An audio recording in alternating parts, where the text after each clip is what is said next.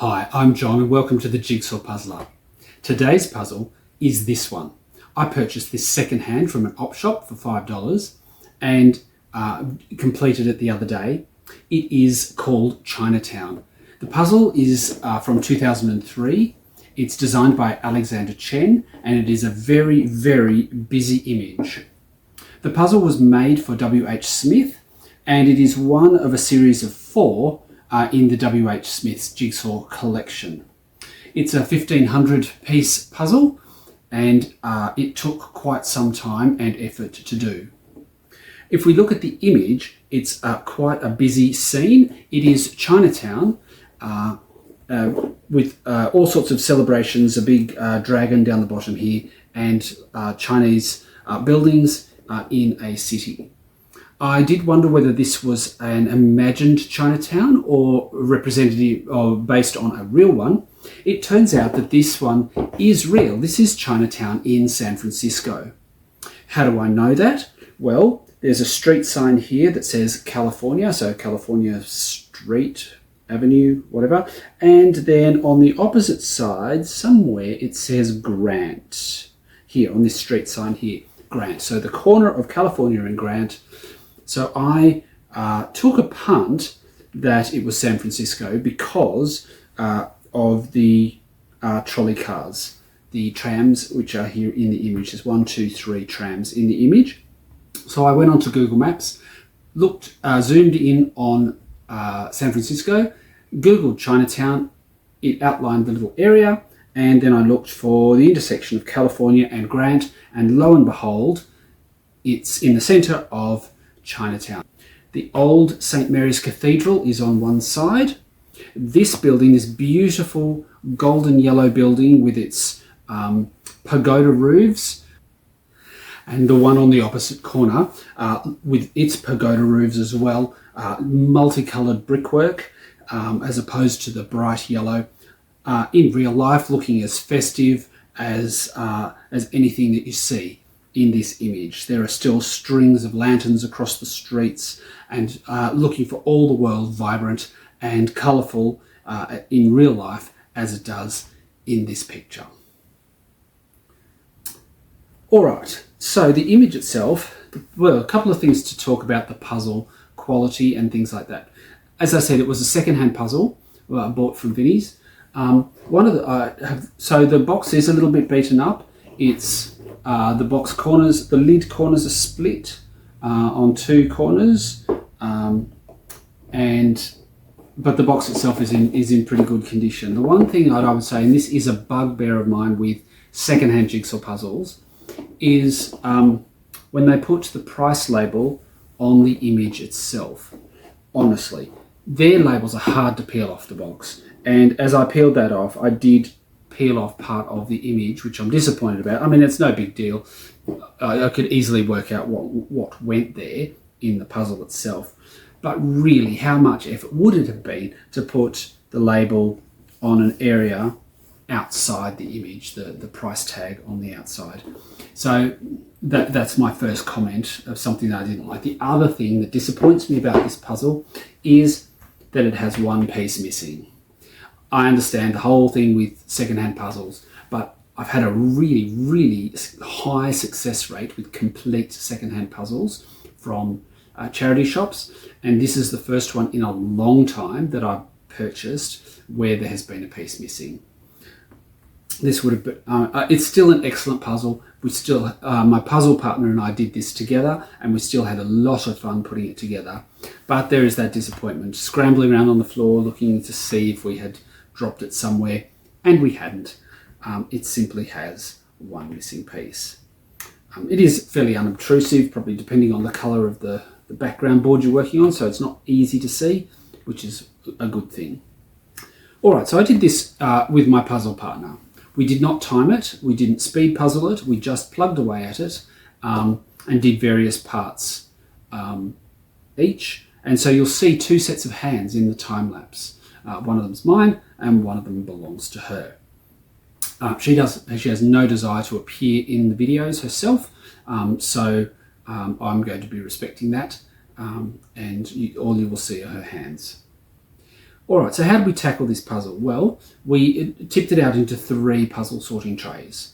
I tend to do 2 trays for 1,000-piece puzzles. Given this is 1,500 pieces, I thought I'd go the 3rd tray just to spread the pieces around. We picked out all the edge pieces and started to sort into colours and textures.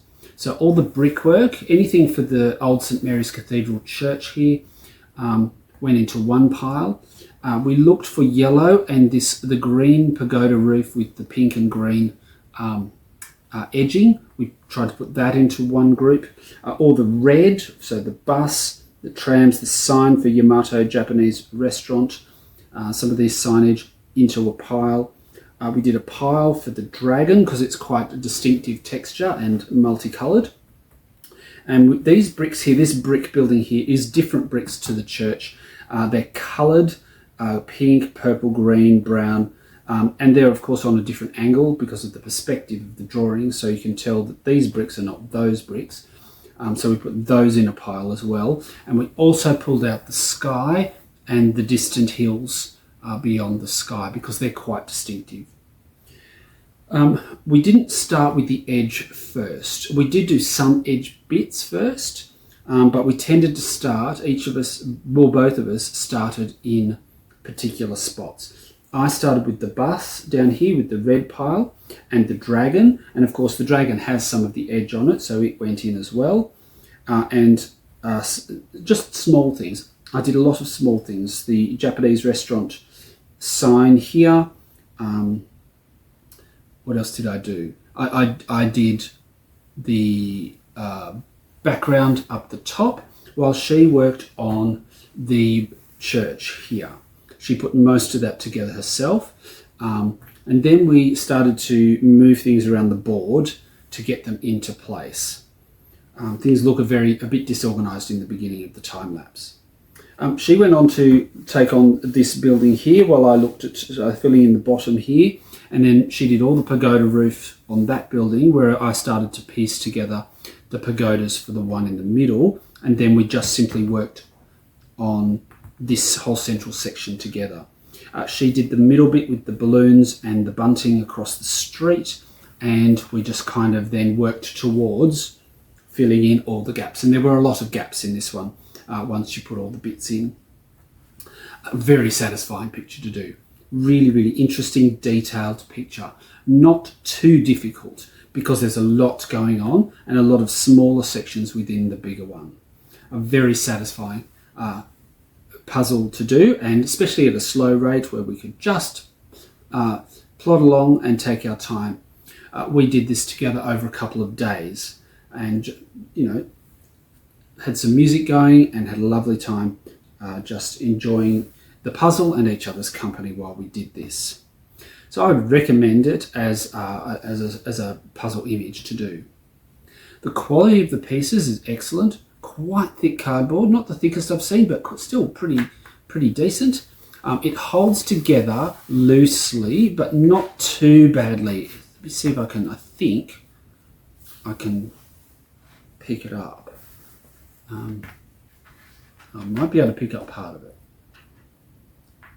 Yeah, it is a bit loose, but yeah, you can, like, I don't know if I'll be able to pick the whole thing up and just hang it like a sheet, whether I would lose that pretty quickly. So it's not going to be too hard to pack up, but it also meant that you could build sections and it wasn't too hard to pick them up and move them if they needed adjusting. So for instance, in the time lapse, you'll see that my puzzle partner built the church sideways on the board here while I was over here doing the dragon and the buses and whatnot. And then at some point we had to sort of clear all the piles and just move it and put things roughly where they were going to end up. So it's a good quality puzzle. It doesn't have much shine to it, a little bit of shine, but not too glossy. I've got some very, very glossy puzzles. Not a fully matte finish though either, but a really lovely puzzle to do. I am disappointed about the one piece. I hope one day I'll find it, but if I don't, well, so be it. And I've still enjoyed doing this incredibly detailed, beautifully coloured illustration of Chinatown in San Francisco. So we do have a time lapse. I think it's probably going to be a little bit longer than normal because it is a 1,500 piece puzzle. I might try to speed that up a bit so it doesn't drag on and on and on. If you'd like to click like and subscribe and leave any comments below about this image or similar ones that you might have done. I love these illustrated busy puzzles, and I'd like to know if you do too. Thank you for watching and enjoy the time lapse.